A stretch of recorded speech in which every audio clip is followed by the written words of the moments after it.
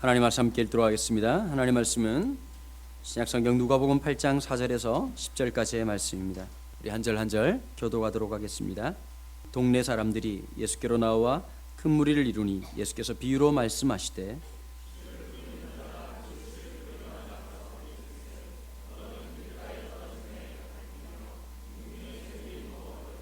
더러는 바위 위에 떨어짐에 싹이 났다가 습기가 없으므로 말랐고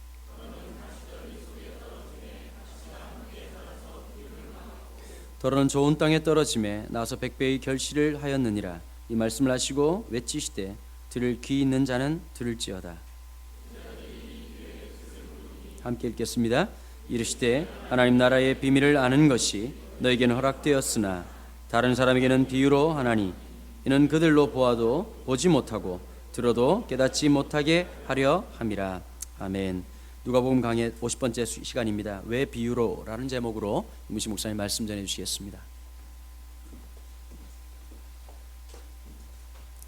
다시 한번 기도하겠습니다. 하나님 아버지 감사합니다. 정말 주님께서 우리들을 사랑하셔서 이 아침에도 주님의 보호자 앞으로 인도해 주셨습니다. 사람이 자기 힘으로 한 걸음도 주님을 향하여 가까이 갈 수 없다는 것을 저희는 알고 있습니다. 죄 가운데 있고 육체의 소욕 가운데 머물러 있기 때문입니다. 주님, 오늘 이 아침 주님 앞에 나올 수 있었던 것은 전적으로 성령의 감화 감동입니다. 주를 기억하게 하시고 주를 바라보게 하시고 십자가를 의지하는 마음으로 이 동산에 올라오게 하셔서 감사합니다. 이 시간 주님 앞에 말씀 받기를 원합니다. 옛 시내 산에서 주의 말씀을 마음판에 새겨주셨던 것처럼 이 시간 저희들에게 주의 말씀을 새겨 주시옵소서. 예수님 이름으로 기도드립니다. 아멘. 오늘부터 누가복음 강해를 다시 시작합니다. 오늘은 예수님이 제자들에게 비유로 말씀하신 그 비유 이야기들을 시작하겠습니다. 오늘 본문에 보면 8장 4절에 각 동네 사람들이 예수께로 나와 큰 무리를 이루니, 아주 많은 무리가 주님 앞에 모였습니다. 근데 이 무리는 어떻게 형성된 무리인가? 8장 1절에 이렇게 되어 있습니다. 그 후에 예수께서 큰 성과 마을에 두루 다니시며 하나님 나라를 선포하시며 그 복음을 전하실세 12 제자와 함께 있었고 또 악기를 쫓아내심과 병 고치심을 받은 여자들이 따랐다. 이렇게 되어 있어요. 여기 주님께서 여러 마을과 도시를 방문하셨습니다. 그리고 하신 일은 복음을 선포하셨어요. 복음 전도를 하셨는데 그 복음의 핵심 내용이 뭐냐? 성경은 항상 복음의 내용이 뭐냐면 하나님 나라를 전했다. 이렇게 되어 있어요. 하나님 나라를 선포하셨다. 그러니까 이 복음이라는 내용은 이 굿뉴스, 뭐가 좋은 소식이냐? 하나님이 다스리기 시작하셨다. 하나님의 통치가 이 땅에 임하기 시작했다는 것이 굿뉴스입니다. 그 전까지는 아담과 하와의 타락 이후로 이 세상은 마귀의 권세 아래 놓여졌습니다. 어두움과 죽음과 질병과 악한 영이 다스리는 그런 영역이었습니다. 하나님께서 이스라엘 아브라함과 이삭과 야곱의 기도 언약을 맺으시고 그 후손들에게 잠깐 빛의 통치를 하셨어요. 어둠이 다스리지 못하도록. 그래서 이스라엘 백성들을 향해서 구약 시대에는 하나님의 통치가 유일하게 드러났습니다. 그럼에도 불구하고 구약 시대에 임했던 하나님의 통치는 부분적이었고 잠시만 일시적인 것이었습니다. 왜냐하면 성령이 오셨는데 내내 거하지 않으셨어요. 사도들이 오기 전엔 선지자들 혹은 구약의 사사들, 예언자들한테 성령이 임하셔서 하나님의 통치를 다스림을 행하도록 하셨다가 또 떠나고 했어요. 그렇기 때문에 구약 시대의 하나님 나라는 부분적이었고 일시적이었고 그것도 이스라엘 민족 공동체 안에 한계돼서 나타났습니다. 그 외에 많은 사람들은 다 죄와 사망과 어둠의 통치 아래 있었다. 이렇게 성경은 이야기하고 있습니다. 그런데 예수님이 이 땅에 오셨습니다. 하나님이 사람의 몸을 입고 오셔서 30년 사생활을 보내셨다가 30세부터 공생애를 시작하셨는데 첫 메시지가 뭐였느냐? 하나님 나라가 예수님 안에 예수님을 통하여 임하셨다 하는 것이. 하나님의 이 통치가 이제 예수님께 임하셨습니다. 왜? 주의 성령이 내게 임하셨으니. 예수님의 첫 설교가 성령이 예수님께 임했다는 거 아니에요. 요단강에서 세례를 받을 때 성령이 비둘기같이 예수님에게 임하셨고 그때부터 이 성령은 떠나질 않았습니다. 구약의 사사나 예언자들과는 달랐어요. 영원히 임재하시는 성령님이 주님 안에 임하셨습니다. 그래서 주님이 가서 부닥치는 곳마다 어두움의 세력은 깨졌고 흑암의 세력은 무너져 나가며 악한 영은 떠났습니다.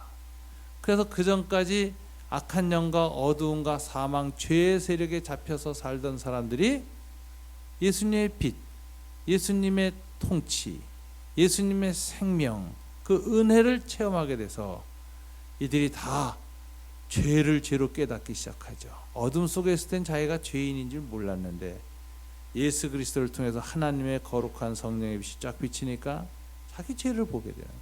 죄감이 민감해지고 죄를 애통하는 마음이 생기고 회개를 시작합니다. 또 어떤 사람은 그 예수님의 빛을 보면서 어둠에서 풀려나기를 구하게 됩니다. 그래서 소경이 눈을 뜨기도 합니다. 안진뱅이가 일어나기도 합니다. 귀신이 떠나기도 합니다. 그러면서 주님이 전파한 것은 회개하고 주 예수를 믿는데 뭘 믿느냐? 예수님 안에 하나님의 통치가 있다는 걸 믿는 거예요. 하나님의 다스림. 그래서 나도 하나님의 백성이 되고 하나님의 자녀가 되고 하나님 나라에 들어가고 싶습니다. 어떻게 해야 될까요? 예수를 영접해라. 예수를 영접한다는 것은 예수 안에 있는 하나님의 통치를 받아들인다는 거예요. 하나님의 권세를 받아들인다는 거예요. 그래서 하나님의 통치를 인정하고 권세 아래 살아가기로 결심할 때 하나님의 백성, 하나님의 자녀가 되는 권세를 하나에 허락하시는 겁니다. 그래서 예수를 믿는다는 게 그냥 예수를 하는 인격을 그냥 믿는다. 마치 우리가 사람끼리 나 너 믿어 이런 식의 그런 것이 아니라 예수를 믿는다는 그 말 안에는 내포되어 있는 의미가 있는데 가장 핵심 의미가 예수 안에 임한 하나님의 통치를 받아들인다 이런 뜻이에요. 이렇게 하나님의 나라를 전파하셨다. 근데 이제 하나님 나라를 선언하시는데 두 가지 방식으로 예수님이 하셨죠. 첫째는 말로 선포하셨습니다. 영어로는 오스 또는 워드 이벤젤리즘, 말씀으로 복음을 전파하셨다. 말씀 선포 이렇게 해서. 두 번째는 행동이었죠. 행동은 오늘 본문에 보니까 악귀를 쫓아내시고 병을 고치셨다.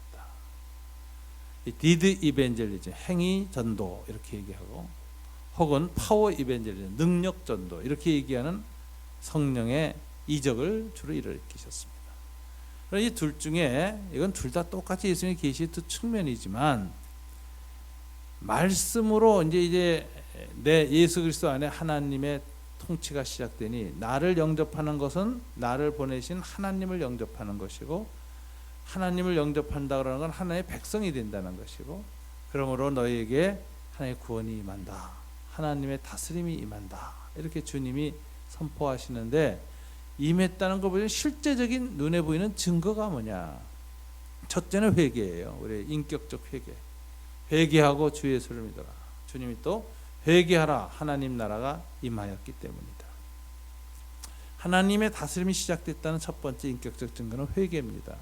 근데 두 번째는 아주 실질적인 것인데 귀신이 떠나는 거예요. 병이 고쳐지는 거예요. 그러니까 이 악한 영과 죽음의 권세가 무너지는 거예요. 그래서 예수님의 이 미라클, 이적들은 다 예수님이 말로 전한 하나님 나라의 선포를 뒷받침해주는 증거입니다. 그래서 이 이적들은 뭐라고 그러냐? 사인이라고 부르는 거예요. 표적, 표시. 예수님의 말씀이 옳다는 표시. 그래서 이적은 할머니의 손가락과 같은 것이에요. 손가락은 뭘 가리치죠? 달을 가리치죠. 얘 달 봐라. 아이한테. 근데 사람들은 달은 안 보고 손가락만 봐. 이적만. 그럼 이걸 견지망월이라고 하죠. 다 보죠. 어린애들이나 그러는 거예요. 성숙한 어른은 조금 인지 능력이 있으면 봐라 그러면 손가락을 보는 게 아니라 뭘 보죠? 달을 보죠. 예수님의 이적들은 표적입니다. 손가락입니다. 가르치는 게 뭐예요? 하나님의 나라, 하나님의 다스림. 그걸 받아들여요. 그래서 예수님은 복음 전도를 하나님의 나라라는 주제를 가지고 전도하셨고, 그 하나님의 나라는 말과 행위로 선포됐습니다. 두 가지 방식이었습니다. 그러니까 수많은 무리들이 이제 주님을 쫓아왔어요. 오늘 본문에 보면 그 무리들이 모여들었다라고 했습니다. 근데 이제 모여들었는데 오늘 주님이 아주 묘한 행동을 하십니다. 비유를 얘기하세요. 뭐 씨 뿌리는 비유를 쫙 얘기를 합니다. 그래서 뜬금없이 이렇게 말해요. 귀 있는 자는 들을지어다. 끝. 여러분, 이 비유라는 게 이게 은유법이잖아요. 직설법이 아니잖아요. 직설법은 정확하게 시시콜콜이 명료하게 깨달을 수 있어요. 근데 비유는 모호하게 하는 거라서 무슨 말인지 못 알아들어. 그래서 비유는 꼭 설명을 해야만 이해하지, 설명이 없으면 무슨 말인지 모르는 거예요. 근데 주님 오늘 이 무리들 앞에서 설명도 안 하고 그냥 비유만 툭 던져놓고서는 들을 게 있는 자는 들어라 이러고서 다 끝내셨어요. 그러니까 이 군중의 반응이 어땠을까요? 야, 이거 뭐야? 이거 무슨 소리야? 다 떠나는 겁니다. 떠났어요. 떠난 다음에 끝까지 남아 있었던 사람들이 있어요. 이게 이제 오늘 본문에 보면 4절 이제 9절부터 나오는 제자들이 이 비유의 뜻을 물으니 이렇게. 제자들은 남어. 여기서 무리와 제자의 차이가 뭔지 아세요? 무리는 자기 생각에 안 맞으면 떠나. 자기 생각에 안 맞으면 떠나는 거예요. 이해가 안 되면 그냥 이거 무슨 소리야? 떠나는 거예요. 근데 제자는 이해가 안 되면 그 앞에 머물러서 묻고 깨달을 때까지 질문하고 하는 사람들이에요. 이게 제자의 특징이죠. 예수님에게 무리는 떠났고 제자들만 남았는데 제자들이 상당히 항의조입니다. 오늘 본문에는 이 비유의 뜻을 물었다 점잖게 돼 있지만 마태복음에는 이렇게 돼 있어요. 제자들은 예수께 나와 이르되 어찌하여 그들에게 비유로 말씀하십니까? 마태복음 13장에 보면 항의조예요. 어찌하여 비유로 말씀하십니까? 제자들 속상했어요. 이제 우리 장사가 좀 되고 교인이 늘어나는 판인데 수많은 무리가 왔는데 예수님이 새신자들한테 좀 자세히 좀 복음을 설명하고 깨닫게 해주면 좋은데 뜬금없이 비유를 얘기하시더니 설명도 안 하고 들을 끼는 자는 들을지어다 그러고 돌아가 끝내버리고 뚝 하니까 사람들이 떠나니까 속상한 거죠. 어찌하여 비유로 말합니까? 왜 비유로 말했어요? 이해가 안 가요. 이러고서는 제대로 항의하는 것이 오늘 본문의 서론이지요. 서장이지요. 자, 여러분, 예수님은 공생애 동안에 공간복음서를 보면 비유를 모두 48개를 하셨습니다. 왜 주님은 아주 어떤 중요한 진리를 하필이면 이렇게 이해할 수 없는 은유법으로 모호한 비유로 말씀하셨을까요? 비유로 말씀하는 이유가 뭘까요? 사실 이 부분은 굉장히 중요한 부분입니다. 신약 성경에 비유로 말씀하신 이유, 아주 놀랄만한 말씀을 주님이 하세요. 제자들한테 얘기하시는데 내가 비유로 말하는 것은 저들이 구원받을까 봐 두려워서 그랬다. 굉장히 이상한 말 하네. 예수님은 모든 사람 구원하러 오셨는데 쟤들이 다 구원받을까 봐 내가 두려워서 비유로 말했다. 뭐 알아듣지 못하게 이러신 거예요. 그게 어디 나오죠? 10절 보세요. 다 같이 한번 읽어볼까요? 이르시되 하나님의 비밀을 아는 것이 너희에게는 허락되었으나 다른 사람에게는 비유로 하나니 이는 그로 하여금 보아도 보지 못하고 들어도 깨닫지 못하게 함이니라. 이게 무슨 소리예요? 예수님의 하나님 나라의 메시지를 깨닫지 못하게 하려고 내가 일부러 비유로 했다. 이 당시 유대인들을 심판하기 위해서 주님은 비유로 말했다. 이렇게 얘기하세요. 여러분 마태복음 13장 11절부터 15절에는 조금 더 자세하게 얘기합니다. 한번 다시 읽어볼까요? 대답하여 이르시되 천국의 비밀을 아는 것이 너희에게는 허락되었으나 그들에게는 아니 되었나니 무릇 있는 자는 받아 넉넉하게 되되 없는 자는 그 있는 것도 빼앗기리라. 그러므로 내가 그들에게 비유로 말하는 것은 그들이 보아도 보지 못하며 들어도 듣지 못하며 깨닫지 못함이니라. 이사야의 예언이 그들에게 이루어졌으니 일렀으되 너희가 듣기는 들어도 깨닫지 못할 것이요 보기는 보아도 알지 못하리라. 이 백성들의 마음이 완악하여져서 그 귀는 듣기에 둔하고 눈은 감았으니 이는 눈으로 보고 귀로 듣고 마음으로 깨달아 돌이켜 내게 고침을 받을까 두려워함이니라 하였느니라. 이사야서 6장 9절부터 10절의 이야기를 예수님이 지금 인용하고 계시는 겁니다. 이사야 선지자가 BC 7세기 선지자인데 이렇게 예언했어요. 즉은 이 백성들이 하나님을 점점 멀리하고 우상 숭배를 시작한다. 하나님 말씀 안 듣고 우상 숭배, 자기네들이 욕망을 신으로 표시한 거죠. 항상 우상은 욕망의 투사입니다. 그래서 황금신이 투사돼서 신의 산에서도 황금 송아지를 숭배한 거죠. 신의 이름으로 실은 신을 섬기는 것이 아니라 자기의 욕망을 신격화시켜 놓고 그걸 섬기는 거예요. 그래서 이 모든 우상은 자아 숭배예요. 인간 숭배라고. 모든 우상. 근데 그렇게 자아 숭배를 하면서 자기 안에 갇혀버린 상태를 성경은 뭐라 그러냐? 완악해졌다 이렇게 얘기해요. 마음이 굳어졌다. 딱딱하게 되졌다. 그래서 자아 숭배를 하면서 자기 안에 갇혀져 있는 마음은 바깥을 향해서 진리를 향해서 열리질 않아요. 딱딱해져서. 눈을 떴어도 눈이 열리질 않아. 귀로 들어도 들리질 않아. 딱딱해져서. 다 막혔어요. 그런 상태에 있는 이스라엘 백성들의 상태를 보면서 하나님께서 더 이상 하나님의 말씀을 듣지도 않고 자기네들의 생각, 자기네들의 관념, 자기네들의 경험 안에 딱 갇혀져 있는 그들에 대해서 하나님이 하시는 일은 아무리 복음을 전해도 저들은 이제 깨달을 수 없고 깨닫지 못하는 상태에 내면 상태가 이미 이르렀기 때문에 저들은 심판받아야 한다. 내가 심판할 것이다. 근데 심판하기 마지막에는 하나님의 말씀을 전하시는데 그들이 들어도 못 깨닫고 보아도 못 보게 하는 방식으로 말씀을 전할 거다. 왜요? 저들이 들어도 잘 깨닫고 말씀을 잘 알아듣게 얘기하면은 하나의 심판이 사라지거든요. 그동안에 지은 완악함에 대해서 하나의 심판하시는 의도가 분명합니다. 근데 또 전하지도 않고 심판하면 왜 알려주지도 않고 때립니까? 이럴 거 아니에요. 그러니까 알려주기는 알려주는데 마음이 완악한 애들은 못 알아듣게 내가 얘기하겠다 이렇게. 이거 저는 저 성경에서 가장 어려운 부분이 이 부분이에요, 사실은. 성경 전체에서 제일 어려운 거예요. 하나님의 경륜 중에. 그래서 하나님이 이사야한테 뭐라고 하느냐? 이사야 선지자서 저들이 다시 돌아올까 봐 내가 두렵다 그러는. 이혼 결심했는데 다시 살자 그럴까나 싫다 이런 식의 태도를 하나님 보이세요. 근데 예수님이 오셔서 하는 거예요. 그 이사야의 말씀이 그 예언이 내게 성취된다. 그래서 저들이 완악한 상태에서 들어도 못 알아듣고 보아도 못 보게 하는 방식으로 하나님 나라의 비밀을 내가 전파할 텐데 이 전파는 어법, 말하는 법이 뭐냐? 비유어법으로 했다. 내가 비유로 말한 목적은 딱 하나 뭐예요? 저들이 못 알아듣게 하기 위해서다.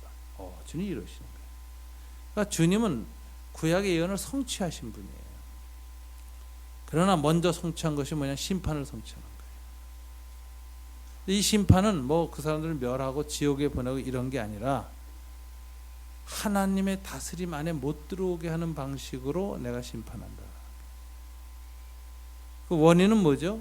마음이 완악해졌기 때문에, 자기의 생각과 자기의 경험이 신이 되었기 때문에, 강한 우상숭배 상태에 빠져있어 자아숭배를 하고 있는 인간들 속에 하나님의 말씀은 들어갈 자리가 없어요. 그래서 내가 비유로 말한다 이렇게 얘기합니다. 이 당시 예수님 당시에는 서기관들, 바리새인 사람들이 율법이라는 것을 가르쳤습니다.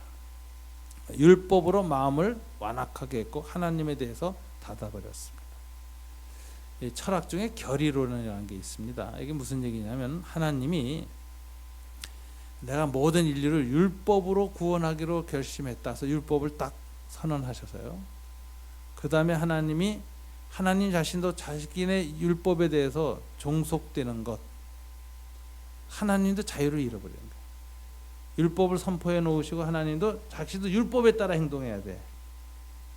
그렇게 생각한 것이 당시 바리새인들이었어요. 하나님 율법을 주셨으면 하나님도 율법에 종속됐다. 율법이 신이 된 거예요. 율법 우상이에요. 이게 가장 무서운 완악함이죠. 자기네들의 이 생각했던 이 성경에 대한 깨달음을 이 사람들은 딱딱한 완악한 체계로 만들어 놓고 하나님조차도 이 율법을 어긴 죽이자는 거죠. 그래서 예수님 죽인 거예요. 네가 메시아라고? 그럼 율법에 대한 네 태도는 뭐냐? 너 율법을 어기네. 저건 메시아가 아니야. 죽이자. 그래서 예수님 죽이는 거예요. 이걸 뭐냐? 율법 우상 체제. 율법 절대 체제. 이게 이 당시에 가장 큰 완악함이었습니다. 그들을 심판하기 위해서 내가 비유로 말한다. 주님이 그렇게 얘기해요. 첫째, 비유로 말하신 이유는 심판. 두 번째는 뭘까요? 구원입니다. 여러분 8장 10절 다시 한번 읽습니다. 시작. 이르시되 하나님의 나라의 비밀을 아는 것이 너희에게는 허락되었으니. 자, 주님은 어떤 사람들은 완악한 상태에서 그대로 내버려 둬서 하나님의 복음을 깨닫지 못하도록 되었고, 그러나 그 중에 어떤 사람들은 비밀을 아는 걸 하나님이 허락하셨다라는 거예요. 이 어떤 사람이 누굴까요? 제자들이에요. 제자들은 어떤 사람입니까? 예수님의 말씀을 들으니까 자기네들이 기존 생각했던 율법주의나 자기네 생각했던 구원론이나 이런 걸 가지고 설명이 안 되고 이해가 안 되는 부분이 있어. 더군다나 오늘은 비유를 말해버리니까 더 궁금해. 그래서 안 떠나는 사람들이에요. 이 안 떠난다는 데 대해서 마지막 예수님에 대한 신뢰가 있는 거죠. 기대는 바가 있는 거죠. 예수님이 이 이해 못함을 해결해 주실 것에 대한 기대를 가지고 끝까지 머문 사람들. 이게 말하자면은 자기 상대화가 일어난 사람들. 내 생각이 절대적이라고 생각하면 듣도 보지도 않고 갑니다. 나하고 틀리면. 그런데 자기 상대화가 예수님 앞에서 어느 정도 일어났기 때문에 이런 걸 셀프 데니얼, 자기 부정이라고 하는 거예요. 내 생각과 관념과 철학을 십자가에 못 박는 것, 자기 부정하는 것. 여기 일어난 사람들은 머물러서 왜 비유로 말씀하십니까? 도대체 못 알아듣겠으니 좀 알려주세요. 이러고 끝까지 머무는데 이게 하나님 나라의 남은 자들이죠. 이 겸손한 자들이죠. 자기를 낮춘 자들이죠. 자기 생각을 예수님 앞에서 내려놓을 수 있는 사람들이죠. 이 사람들이 모였는데 이들을 오늘 본문은 주님은 제자라 이렇게 말해요. 제자의 특성은 내 고집이 없다라는 거지. 제자의 특성은 내 생각을 절대 하지 않는다. 이 교회 안에서도 회의도 하고 얘기를 하면서 우리가 항상 느끼는데 가장 어려운 분이 자수성가한 분이에요. 이분은 항상 자기 생각대로 살아왔고 그게 다 이루어진 사람이에요. 굉장히 의지의 한국인이에요. 이런 분들이 사실 고집이 세고 자기 확신이 너무 강해. 다른 사람의 말에도 귀를 안 기울이고 하나님 앞에서나 하나님 말씀 앞에서 자기를 강화만 시켜요. 예수를 믿어서 자기 강화만 일어나지 셀프 데니얼, 자기 부정, 자기 상대화, 자기를 낮춤, 겸손 이런 게 안 일어나요. 예수님 당시에 서기관과 바리새인들이 완악의 대표였고 그걸 내려놓은 사람들이 제자들이 된 거예요. 제자의 특성, 자기를 내려놓은. 예수님께 묻습니다. 그러니까 주님이 너희 제자들 그런 마음의 자세, 자기 부정의 자세, 하나님 앞에 자기 상대화가 일어나는 이런 사람들은 그 비밀을 아는 것이 허락되었다. 그러므로 내가 이 비밀을 너에게 자세히 설명해 주겠다. 그래서 이 비유의 뜻은 이렇다고 이제 설명을 시작하잖아요. 이 비유에는 이중성이 있습니다. 심판과 구원. 여러분 하나님의 구원 역사는 항상 두 가지 측면이 동시에 있어요. 출애굽을 보면은 하나님이 모세를 통해서 말씀하셨죠. 어떻게 했어요? 구원받기 위해서는 어린 양의 피를 문설주에 발라라. 그 전에 나타났던 9가지 재앙을 보고 아이고, 하나님에 대해서 자기 상대하고 겸손해지고 두려워진 사람들은 야, 이게 논리에 안 맞는 거고 이해가 안 가지만 일단 칠하자. 그렇게 칠하죠. 근데 그때도 고집세고 똑똑한 사람도 있어. 야, 무슨 심판을 뭐 어린 양 피 바른다고 없냐. 말도 안 되는 얘기다. 이거 부적도 아니고 웃겨. 칠 안 해요. 그럼 다 죽은 거예요. 또 한쪽에서는 구원이고 한쪽엔 심판입니다. 출애굽 사건도 똑같아요. 한쪽에는 모세를 따라 하나님의 자비와 긍휼을 가난하게 바라보는 사람들에겐 구원이었고, 그걸 거부하고 쫓아가 죽이려고 한 애국 군대는 사망 심판이었죠. 가나안 땅 들어가는 일도 보세요. 이스라엘에게 하나님이 아브라함에게 하신 약속의 땅을 주겠다고 했던 그 약속의 실현이니까 구원이에요. 그러나 400년 후에 들어가게 된 이유는 뭘까요? 아직 아브라함에게 400년 후에 이 땅을 주겠다고 약속하시면서 하나님이 뭐라고 했어요? 아모리 족속들이, 그 땅에 가는 7 족속들이 죄악이 아직 관영하지 않아서 심판받지 때가 아니었기 때문에 내가 지금 이 약속의 땅을 너한테 줄 수 없다. 400년 후에는 그들의 죄악이 꽉 차서 내가 역사 속에서 한번 정의의 칼을 중간에 한번 돌려야 될 때가 왔는데, 그때 너희들을 출애굽시켜서 너희들이 그 땅을 쳐들어가서 그 땅을 차지하게 할 것이다. 그러면 가나안 진구는 이스라엘에게는 구원의 성취죠. 그죠? 그러나 아모리 족속한테는 뭐예요? 정의의 심판이죠. 죄가 가득했던. 이처럼 하나님의 구원사는 이중성이 있어요. 구원과 심판. 오늘 비유도 똑같아요. 한쪽에는 완악한 자들에 대한 심판의 메시지요, 심판의 방식이요. 하나님에 대해서 배우고자 하고 듣고자 하는 자기 상대가 일어난 사람들에게는 뭐죠? 구원의 완성이죠. 이 두 가지가. 그래서 하나님 나라의 문은 회전문이라고 그래요. 어떤 신학자가 한 말이에요. 한쪽은 열리고 한쪽은 닫힌다. 누군 들어가는데 누구는 못 들어가고 막혀. 하나님의 아주 신비한 부분이죠. 자, 이 본문을 보면서 우리가 예수님의 비유 속에는 하나님의 숨기심, 은닉성과 드러나신 계시성이 동시에 나타나가 있고, 여기는 하나님이 구원을 택하신 선택과 구원받지 못하고 버려두시는 유기가 동시에 나타나고 있는데, 이건 구속하는 하나님의 구속 역사의 이중성이라는 것입니다. 늘 있었어요. 근데 여기서 우리 질문이 던져요. 왜 누구한테는 열리고 왜 누구한테는 닫히는가? 여기 논리적인 해결이 없습니다. 하나님이 얘는 이래서 내가 문 열어줬고 얘는 이래서 닫았다 이렇게 얘기하면 그 원칙 자체가 또 다른 율법이 돼요. 그리고 하나님도 그 법칙에 또 노예가 돼요. 하나님은 어떤 법칙을 스스로 만들고 자신이 그 법칙의 노예가 되길 원하지 않습니다. 왜? 그분은 절대 주권자고 절대적인 자유의 존재이기 때문에. 우리가 엿장수한테 묻습니다. 왜 젓가락을 한 4번밖에 안 칩니까? 엿장수가 말해요. 엿장수 맘이다. 하나 5번 쳐요. 이 얘기하고 똑같아요. 왜 쟤는 구원하고 나는 구원 안 하시죠? 구원 못 받은 사람은 그런 불평도 안 하죠. 왜? 신의 존재를 인정 안 합니까? 구원의 필요가 없어서 불평 안 해요. 다만 지나치게 마음 좋은 구원받은 자가 불편한 거야. 나는 구원하셨는데 쟤는 왜 안 하시지? 구원의 기준이 뭐지? 폐허하지 않고 이해가 안 가네. 기준이 명확해야 공평한데 이게 도대체 이해가 안 가. 그래서 하나님 왜 쟤는 구원 안 해요? 라고 불평하는 것은 지나친 배려예요. 사실은 그 상대방은 불평도 안 해.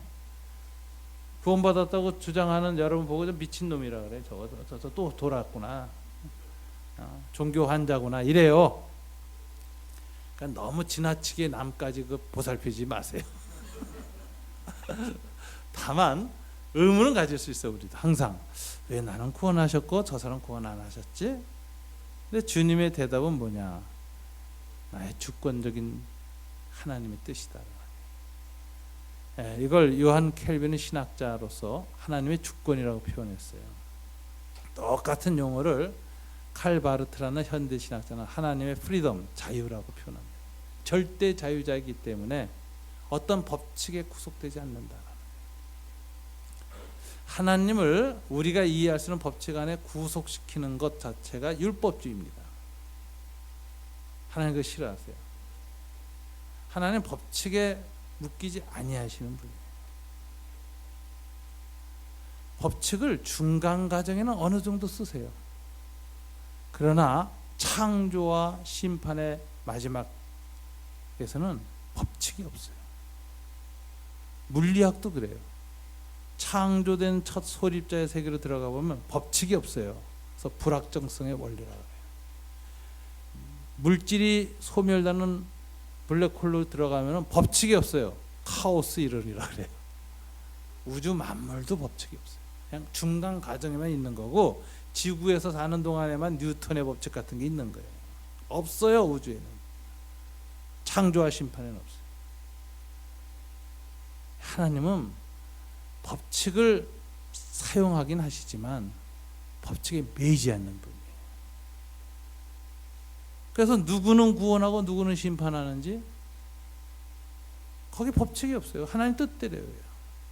그 하나님의 절대 주권과 절대 자유라는 것이 바로 그분의 하나님이란 특성이에요. 그래서 그걸 시비하면 안 돼요. 그래서 오늘의 이 본문의 비유의 이야기를 들으면서 우리가 가져야 될 신앙이 비유의 뜻이 무엇인가 이것에 결정되는 것이 아니라 실은 먼저 요구되는 게 있어요. 하나님의 절대 주권을 인정하는 신앙이 있어야만 비유를 받아들일 수 있어요. 이 하나님의 절대 자유에 대한 우리가 이 커미트먼트, 인정을 안 하면 이 비유는 불합리한 거예요. 비유 자체가 틀려먹은 일이야. 그러니까 주님이 비유로 말하셨을 때 제자들에게 일어나야 될 근극적인 가장 근원적인 신앙이 뭐냐? 하나님의 절대 주권에 대한 인정이에요.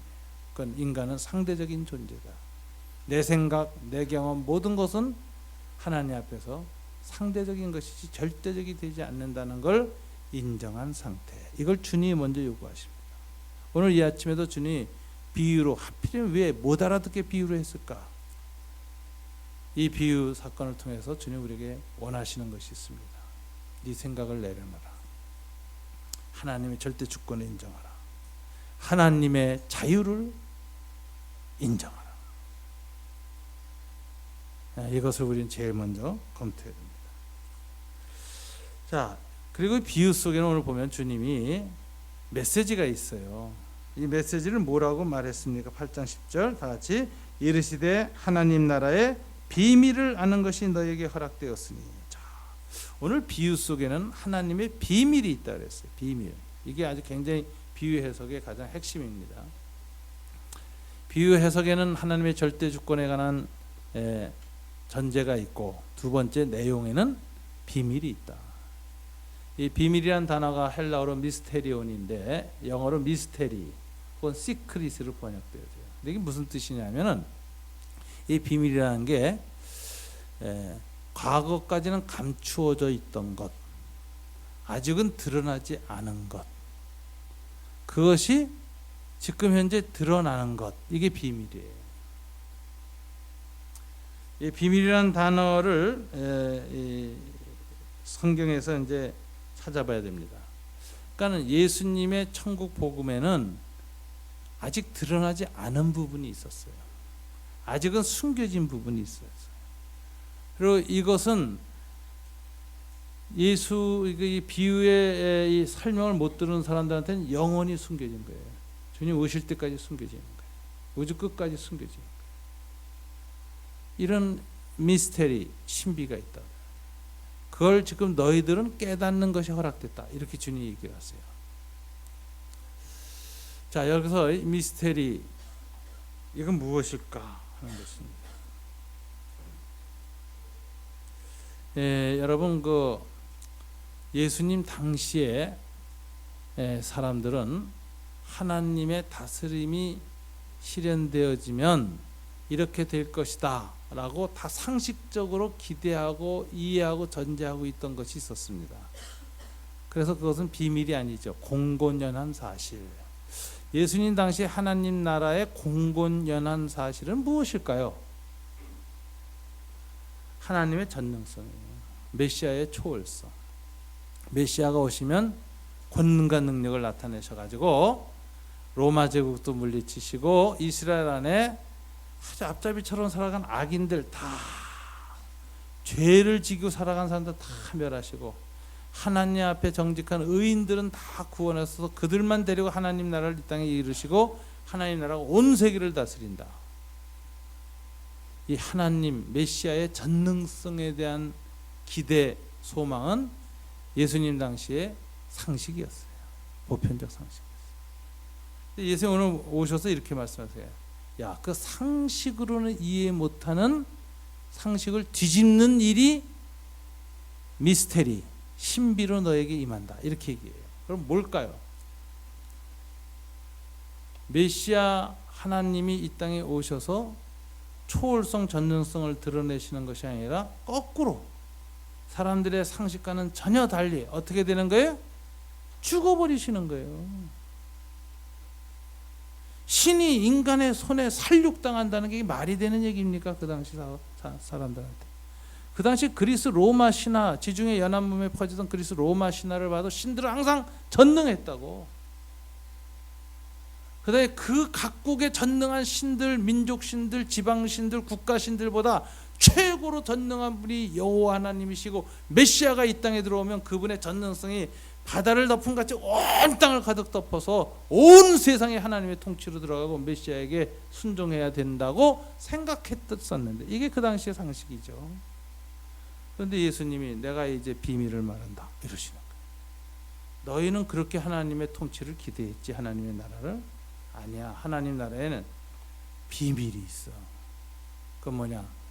하나님의 통치를 가지고 이 땅에 들어오시는 왕 중에 왕이신 메시아가 어떻게 돼? 죽어버린다는 거예요. 무력하게 사람들 손에 살해당한다는 거예요. 이게 시크릿이다라는 거예요. 이걸 메시아닉 시크릿이라고 신약학자들이 항상 얘기해요. 메시아 비밀이 있다. 예수님이 자신의 고난을 공생의 3년 동안 일찍부터 말하시는지 알아요? 아니에요. 숨기셨어요. 계속. 그리고 언제부터 공교는이 말하기 시작했느냐? 공생의 3년 다 끝나고 가이사라 빌립보라는 지역으로 그저 북이스라엘 국경 넘어서거든요. 거기 가서 너희는 나를 누구라고 하느냐 물으니까 주는 그리스도시요 살아계신 하나님의 아들이십니다라고 베드로가 대답하니까 그때서야 비로소 자신이 예루살렘에 올라가 서기관과 바리새인들의 죽임 당하셔야 할 것을 말씀하기 시작하시니라 이렇게 돼 있어요. 그 말씀하시고 약 한 달 후에 예루살렘을 올라가서 죽으신 거예요. 그럼 그 전까지는 예수님이 자기의 죽으심을 얘기를 하셨지만 직설법으로 뚜렷하게 안 하셨어요. 다 언제 어떻게 하셨어요? 은유로 하셨다니까. 인자가 높이 들려야 할 것이다. 뭐 이런 식으로. 하늘의 밀이 땅에 떨어지듯이 될 것이다. 뭐 이런 식으로. 자기의 죽음을 주님의 공생의 3년 동안 뚜렷하게 얘기 안 하셨어요. 그럼 마지막에 이제 막 얘기하기 시작해요. 그리고 변화산상에서 변화되시면서 모세 엘리야와 함께 예루살렘에서 죽으실 일에 관해 의논하시고 내려오셔서 예루살렘으로 마지막 여행으로 올라가시면서 끊임없이 수시로 그때부터 비로소 자기의 죽음을 얘기하셨지 3년 동안 얘기 안 하셨어요. 오늘 비유를 말하는 것은 이 비유는 공생의 초기입니다. 초기에는 더군다나 예수님이 죽으신다는 사실은 숨겨진 계시였어. 은닉된 것이었어. 이것을 무리 앞에 얘기하면 다 이해가 안 되고 놀래고 저건 말도 안 되는 소리가 다 돌아가요. 근데 이 비밀을 비유로 모호하게 감싸서 이야기를 하면서 이 비밀을 아는 것이 누구한테만 허락돼? 예수의 제자들에게만 내가 허락하겠다. 그리고 알려주는데 이 비밀이 얼마나 귀중한 것인가. 주님이 마태복음에서 이렇게 말씀하십니다. 13장 11절에 보면 이렇게 되어 있죠. 대답하여 이르시되 천국의 비밀을 아는 것이 너희에게는 허락되었으나 그러면서 그 다음엔 이렇게 얘기했어요.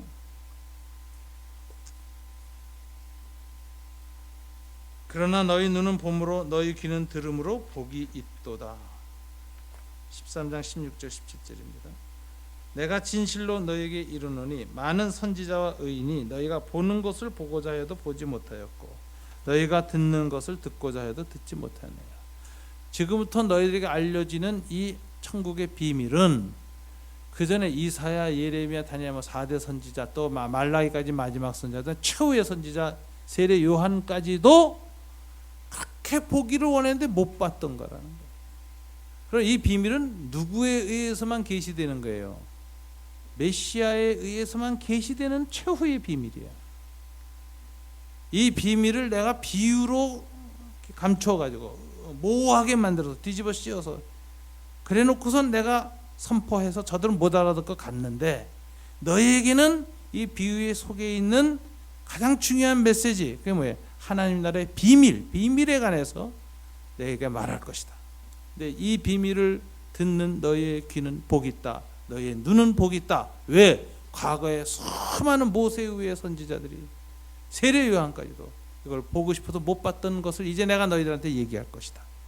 이러면서 예수님의 숨겨진 비밀을 드러내십니다. 그게 뭐죠? 내가 죽는다는 거예요. 신의 무력함이 비밀이에요.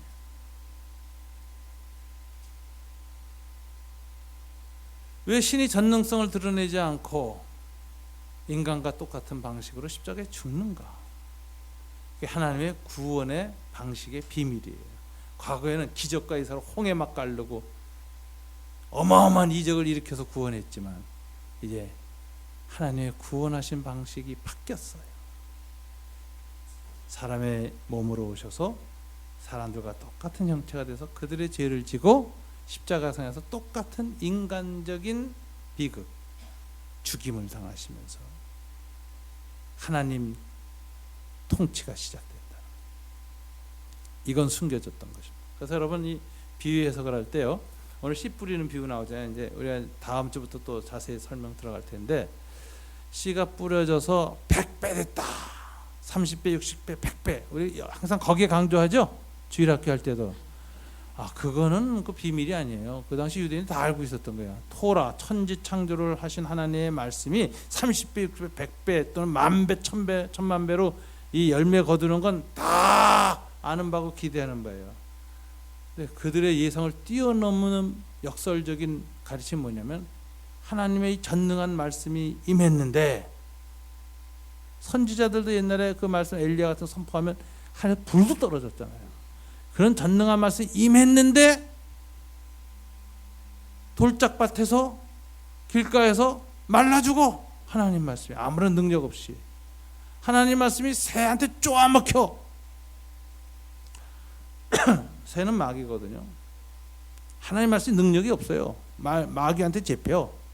하나님 말씀이 이단이 막 나와. 그 말씀을 통해서 하나님 말씀이 사람들의 마음이 돌짝기 가시떨기가 돼서 말이야, 돈 버는 것, 재리의 유혹과 이생의 염려와 욕심으로 꽉 차 있는 사람의 마음은 가시떨기 같은데, 거기에 떨어진 하나님 말씀이 그 사람의 그 돈 욕심을 견디지 못해 가지고 열매를 못 맺어.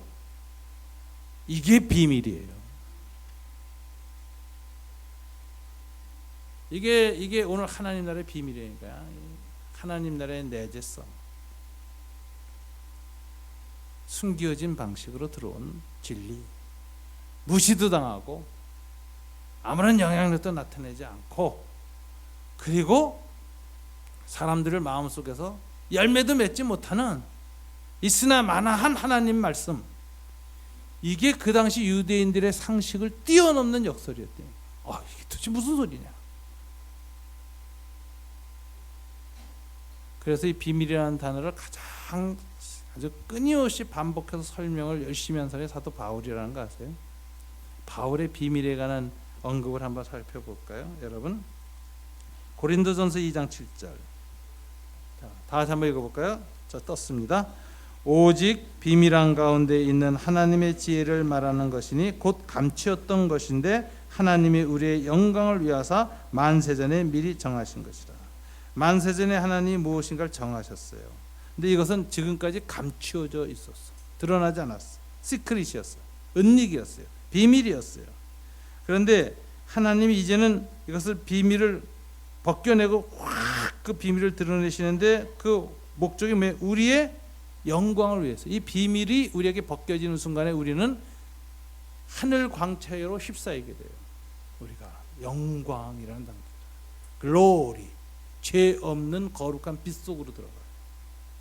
그걸 우리한테 이루게 하시려고 하신 것인데 그게 뭐예요? 오직 비밀한 가운데 있는 뭐라고요?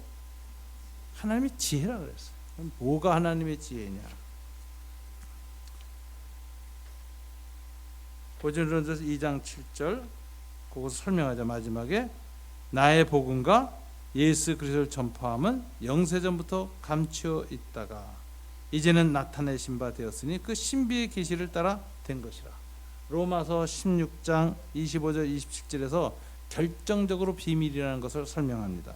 나의 복음과 예수 그리스도를 전파함은 영세전부터 감추었다가 이제는 나타나신 바 된 그 신비의 계시, 미스테리한 감추어졌던 계시에 따라 된 것이 내가 전하는 복음과 예수 그리스도에 관한 이야기다라고 했어요.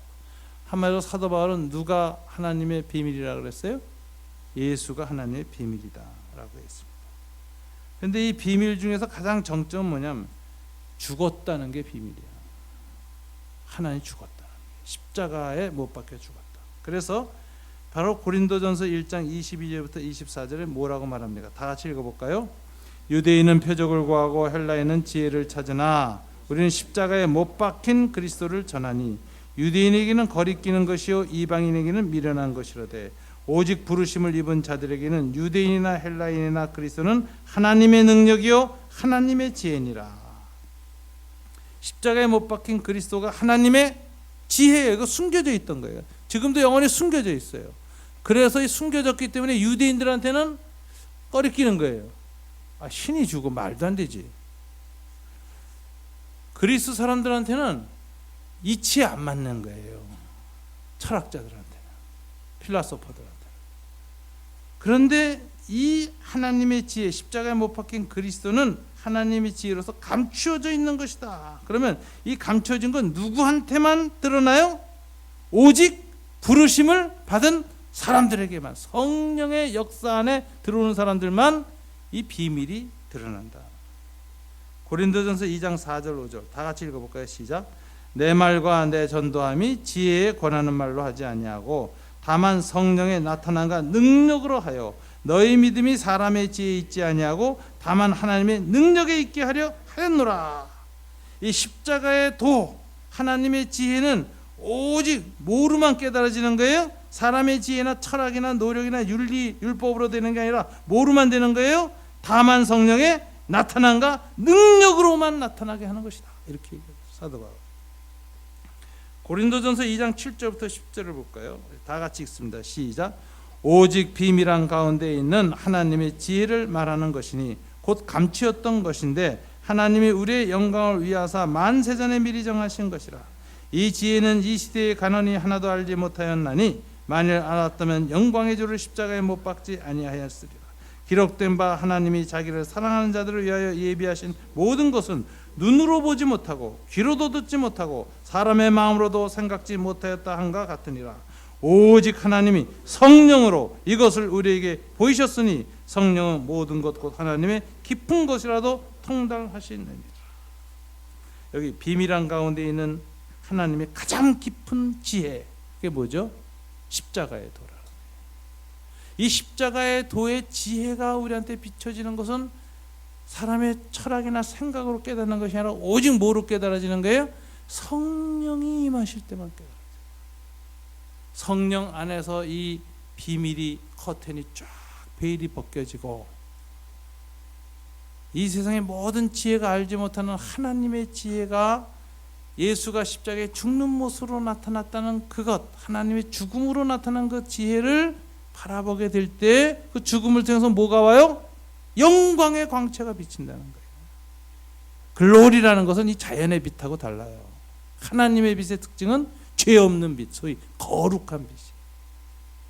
십자가에서 모든 죄가 소멸되어지고 베일이 열리는 자들, 성령 안에서 그 십자가의 도가 그 비밀이 벗겨지는 자들에게는 그 십자가를 통해서 신비하게 우리의 죄가 사라지고 우리의 영혼과 존재가 영광, 하나님의 빛으로 감싸기 시작합니다. 이것이 바로 바울이 말하는 십자가의 도, 하나님의 비밀입니다. 저와 여러분이 신앙생활하면서요, 어제보다는 오늘, 오늘보다는 내일 뭐가 좀 더 깊이 깨달아지냐면 십자가의 도가 깨달아져야 돼요. 처음 믿을 땐 십자가의 도가 믿어져서 눈물도 흘리고 감격했는데 시간이 갈수록 십자가의 도가 아무렇지도 않다. 그래서 찬송도 보혈 찬송, 갈보리 산에 이런 찬송은 안 불려지고 뭐 CCM 같은 거나 부르고 눈으로 사랑을 그리지 말아요. 예수의 자 하나도 안 나오는 그런 얘기만 간접적으로 하는 거예요. 이게 벌써 십자가의 도의 비밀에 멀어진 거예요. 처음엔 열렸는데 성령 안에서 날마다 열리는 일을 경험 안 하는 거예요. 그러니까 성령 안에서 날마다 하나님의 능력이 임하면 이상하게 우리 안에 있는 어떤 하나님의 비밀이 걷어지는데, 걷어지면서 더 명료해지고 뚜렷해지고 새로워지고 감격되는 건 뭐냐? 십자가의 도라. 예수님 죽으셨다. 예수님의 부활도요, 누구에게나 나타난 사건이 아니었죠. 그죠? 본디오 빌라도에게 주님이 안 나타났고 로마 황제에게 안 나타났어요. 오직 누구에게 나타났어요? 성령 안에 있는 사람들에게만 나타났어요. 예수의 죽으심과 부활은 이렇게 성령 안에서 우리에게 새롭게 나타날 때마다 우리의 영혼은 영광 가운데 들어가요. 여러분, 성화, 거룩이라는 거 어떻게 되는지 아세요? 율법 지키고 말씀 지키고 애쓰고 노력해서 되는 게 아니에요.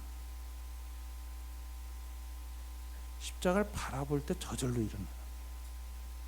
성령의 은혜로 십자가를 바라볼 때 이상하게 하나님의 영광의 광채가 내게 쬐기 시작하면은 회개도 기뻐지고 죄지을 마음도 사라지고 주님이 사랑스럽고 아주 하나님과의 아주 이상한 신비한 로맨틱한 상태로 들어가요. 너무너무 좋아요. 그래서 오래 머무르게 되고 주님 앞에 서 있게 되고 주님 바라보는 시간이 제일 행복하고 찬송이 일어나고 깊어집니다. 이건 오직 하나의 능력으로 되는 것이라. 그래서 어제보다 오늘 십자가가 더 가깝고요, 내일이 오늘보다 내가 느낀 십자가보다 더 깊은 영광 가운데 들어가 있고, 죽을 때 오직 영광의 십자가가 보이면서 들어가는 사람들이 거룩한 삶으로 가는 겁니다. 홀리니스라는 건 그렇게 오는 거예요. 그래서 사도 바울은 얘기합니다. 하나님은 인간의 지혜로 그리스도를 알리지 않았다. 오직 십자가의 도로 비밀에 쌓여있던 것이 드러나는 방식으로. 여러분, 우리가 무리에 속한 사람은 십자가의 도 예수를 모릅니다. 여호와 하나님은 알아요. 신의 존재는 인정해요. 그러나 예수를 몰라요. 제자에 속한 자들에게는 이 비밀을 아는 것이 허락됐다, 이렇게 되어 있어요. 여러분, 우리의 생애 마지막까지 십자가의 도, 예수의 비밀이 우리 마음에 명료해지고 뚜렷해지고 그리고 더 깊어지고, 그래서 갈보리 십자가 바라볼 때마다 내 안에 형연할 수 없는 깊은 거룩과 사랑과 은총이 깊어지는 일을 반복해서 체험하면서 주님 앞에 나아가게 되기를 주님 이름으로 축원합니다. 우리 이 비유를 알게 해주신 하나님께 감사하며 한 번 한 것으로 만족하지 않고 더 깊이 알기를 간절히 소망하면서 우리 함께 기도합시다. 다 같이 기도하겠습니다.